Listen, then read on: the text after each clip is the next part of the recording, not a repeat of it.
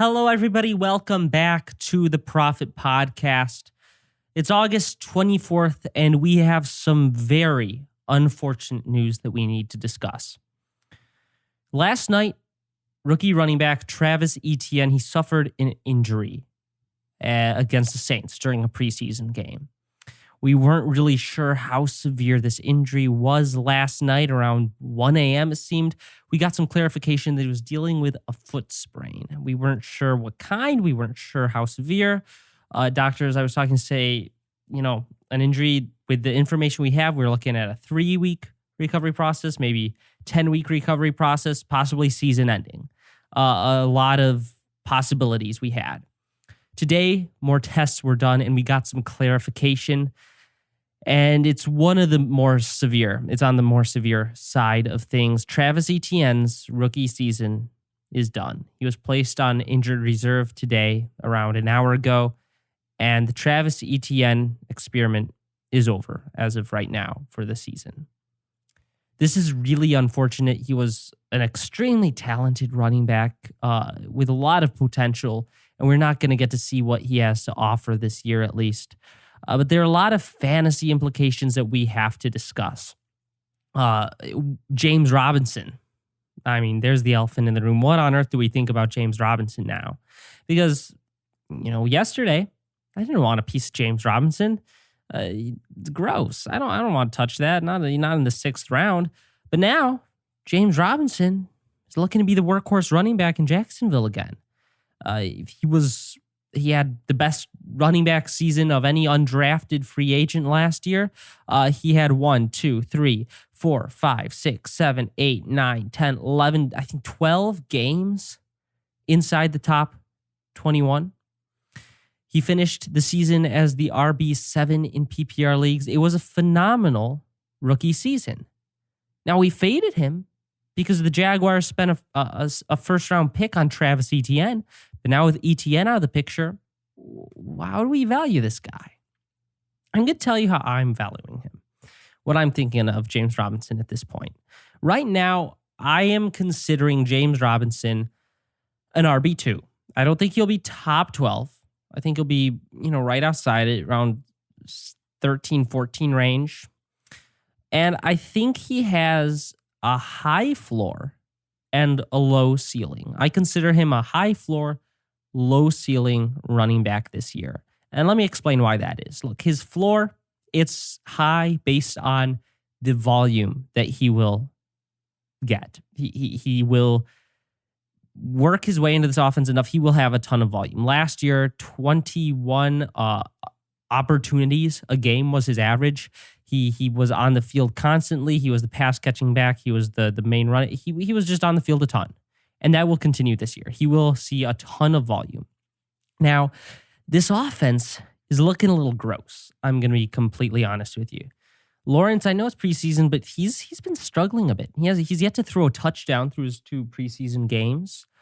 That doesn't bode super well. And Urban Meyer, a rookie coach, has made some questionable decisions already, such as drafting Etienne in the first place. So I'm not as confident in this offense and don't get me wrong, I wasn't confident in the offense last year, but I'm not as confident even this year that this offense will be able to move the ball.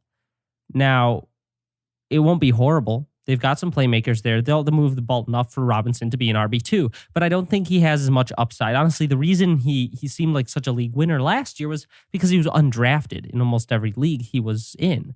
No one drafted James Robinson. So when we had that, that stretch to open up the season where he scored 19 points, 27 points, 12 points, it was a shock. But now with expectations of what James Robinson is, I don't think he'll exactly surpass last year. I think it's a low ceiling, but a very high floor because of the volume he will see. And I value him as a very solid RB2. Very, very solid RB2. Comparable to J.K. Dobbins. Now, I would actually say J.K. Dobbins has a little bit of a lower floor because Gus Edwards is there. So there's some other people who can run the ball in Baltimore. But I would argue J.K. Dobbins has a higher ceiling just based on the offense he's in, will be having a lot of scoring opportunities, will be moving the ball, will be generating a lot of offensive output. So he has a higher floor, lower ceiling. So it just depends on what you want for your fantasy team. And that's up to you. But that is how I am viewing James Robinson at this point. Now, the person who benefits this most, this injury most, and it's unfortunate, but every time someone gets injured, there's someone who benefits from it. Laviska Shenault. Laviska Shenault becomes an extremely intriguing player at this point because Laviska Shenault, he showed a lot of flashes last year. He's shown a lot of flashes in preseason of being an elite player, possibly. You know, you watch him with the ball in his hands, running around the field, making people miss, breaking tackles, and see, wow, that's a player who reminds me of elite players. Like you watch him play, and for a second, it looks like AJ Brown. And with Etienne out of the picture, I think this gives a massive target boost to Laviska Shenault, who's really the closest thing to what Urban Meyer wants. In this offense, he wanted like a dynamic wide receiver running back hybrid who can make plays. And they drafted Etienne for that role. With Etienne gone, the person closest to that is, in my opinion, Laviska Shenault. So Shenault